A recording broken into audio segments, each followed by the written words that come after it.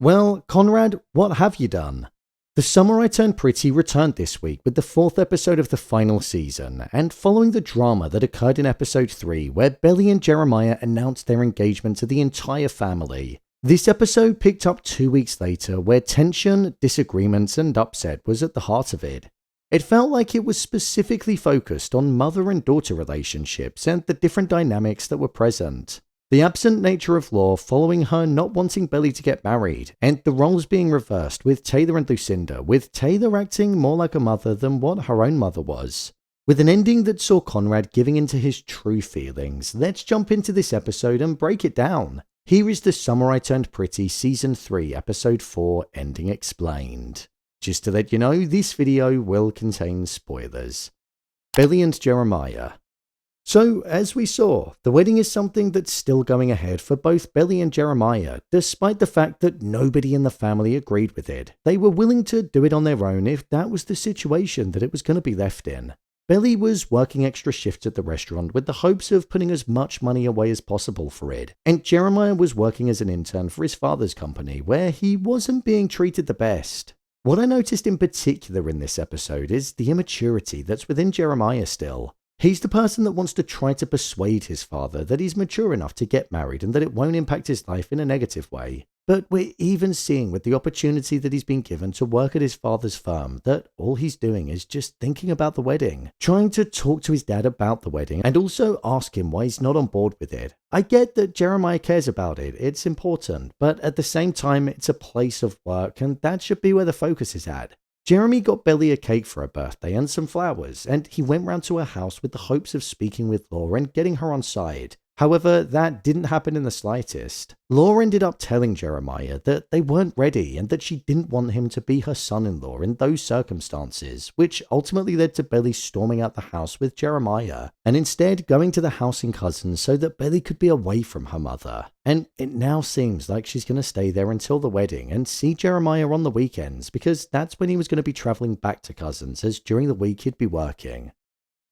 What was interesting about Belly's arc was that she was basically mourning her mother despite her being alive. When she picked out the dress that she was going to wear for the wedding, she was upset that she wasn't there, telling her that it was the perfect choice. And then when she was in her old room at the house in Cousins, she saw her old bed and thought back to the time when she was alone and scared at night when she was younger, and her mother comforted her and slept with her that evening to make sure that she was safe. Whereas now, as an adult, without her mother being supportive of her wedding, she's alone, scared, and doesn't quite know what to do. Hence why she was bawling her eyes out whilst laying in the bed, because she once had her mother for when she was upset, but now she doesn't.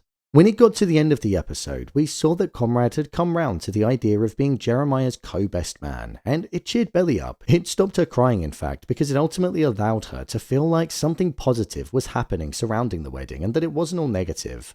What we saw after was that Conrad had made cakes for Belly's birthday, telling her that he made them especially for the occasion. In my opinion, this felt like a slight one-up to Jeremiah, seeing as though Jeremiah bought her a cake but Conrad made them, and it showed that he still cared. The episode then concluded with Belly and Conrad hugging each other, and the voiceover of Conrad said, "What have I done?" Showing that he shouldn't be there in the house with her, and also that he's questioning why he's become the best man to his brother when he's deeply in love with the girl that he's marrying. When Belly first laid eyes on Conrad when he was about to go out for a run, when both of their eyes locked, she thought back to Christmas when she stayed at the house and he was there, reminding her of how she felt when she first looked at him. So I feel like we're going to see that getting brought up soon. Things are getting on track with the wedding, with Stephen and Conrad saying that they'll be the best men, Belly getting her dress, her father saying that it'd go, which also makes it seem like her mother might start to come round. So there needs to be something to derail it, and it very much feels like that secret being revealed could do that.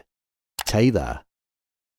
On the other side, we had Taylor and the dynamic that she had with her mother.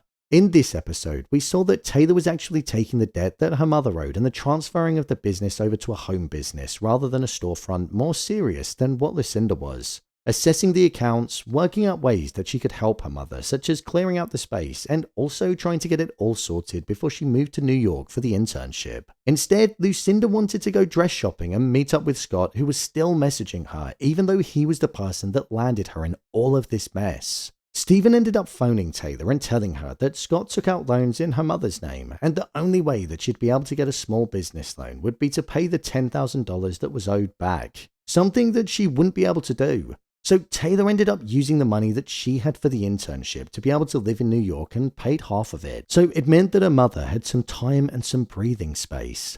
What I found in this story is that it's the reverse dynamic to usual, and it's almost as if Taylor is having to look out for Lucinda and is almost acting like the sensible adult when it should be the opposite way round.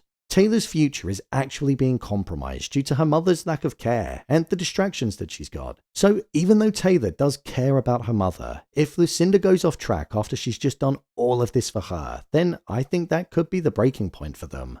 Stephen didn't have too much of an involvement in this episode, but the main thing that we saw with him was that he got on side with Jeremiah with being the best man, but he was still on the side of his mother as he believed that both his sister and Jeremiah were too young and that they should live their lives a bit first.